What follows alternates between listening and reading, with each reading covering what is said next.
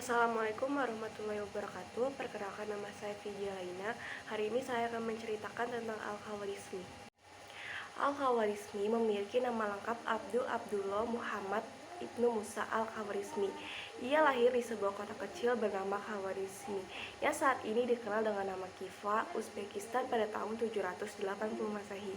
Namun, ilmuwan Barat dan Eropa lebih mengenal Al-Khawarizmi dengan nama algoritma dan algoritmus.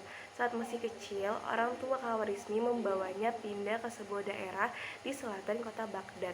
Di Baghdad inilah Al-Khawarizmi mulai semangat dalam menuntut ilmu.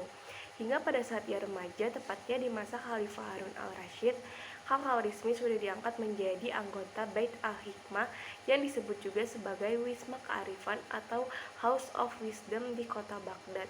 Bait al-Hikmah adalah lembaga penerjemahan, pusat penelitian ilmu pengetahuan, juga sebuah perpustakaan besar yang didirikan oleh Khalifah Harun al-Rasyid. Tempat tersebut menjadi ruang berkumpulnya para ilmuwan. Sejak pertama kali diangkat menjadi anggota Bait al-Hikmah, Al-Khawarizmi bekerja sebagai ilmuwan. Di sana ia terus banyak belajar ilmu pengetahuan, terutama ilmu alam dan ilmu matematika. Semasa hidupnya, Al-Khawarizmi terus mengabdi dalam bidang pendidikan dan juga riset keilmuan. Hal itu membuatnya sangat terbuka pada sumber-sumber ilmu pengetahuan dari manapun, baik itu Yunani, India, bahkan Romawi. Kecintaan Al-Khawarizmi pada pengetahuan mendorongnya untuk mempelajari bahasa Sanskerta dan juga bahasa Yunani. Setelah mahir dan menguasai bahasa-bahasa itu, Al-Khawarizmi kemudian mulai menerjemahkan beberapa buku, seperti buku India berjudul Siddhanta yang berisi ilmu astronomi. Ia terjemahkan ke bahasa Arab. Kemudian, buku berisi ilmu geografi yang ditulis Ptolemeus, seorang ilmuwan Yunani, pun berhasil ia terjemahkan. Karya terbesarnya adalah Al-Jabar. Bukunya yang berjudul Al-Kitab Al-Mukhtasar fi Hisab Al-Jabar wal Muqabalah atau The Compendious Book on Calculation by Completion and Balancing menjadi pondasi penting dalam aljabar di era modern. Aljabar juga menjadi materi yang banyak dipelajari di dunia sampai saat ini. Karyanya tidak terlepas dari pemikiran ilmuwan Yunani yang bernama Diopantus.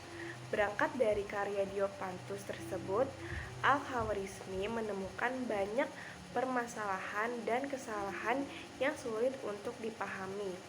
Dari situlah Al-Khawarizmi mulai memperbaiki dan menyempurnakan aljabar. Ia mengembangkan tabel rincian trigonometri yang memuat fungsi sinus, kosinus, tangen, kotangen, juga konsep diferensiasi.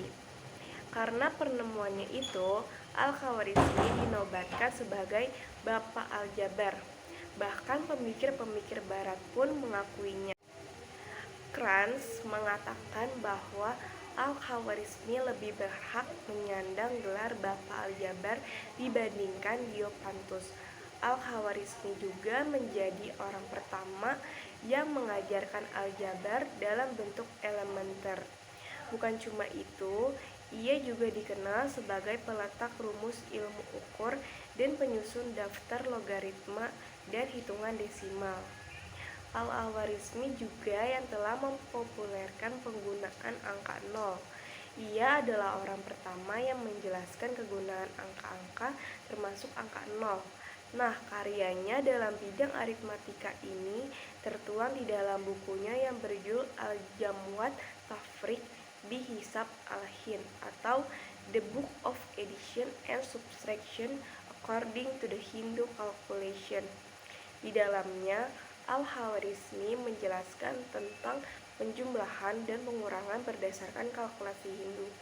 Bukan hanya aljabar, Khawarizmi juga mengenalkan konsep algoritma yang pengaruhnya sangat besar bagi perkembangan teknologi hari ini. Itu saja yang bisa saya sampaikan, kurang lebihnya mohon maaf. Assalamualaikum warahmatullahi wabarakatuh.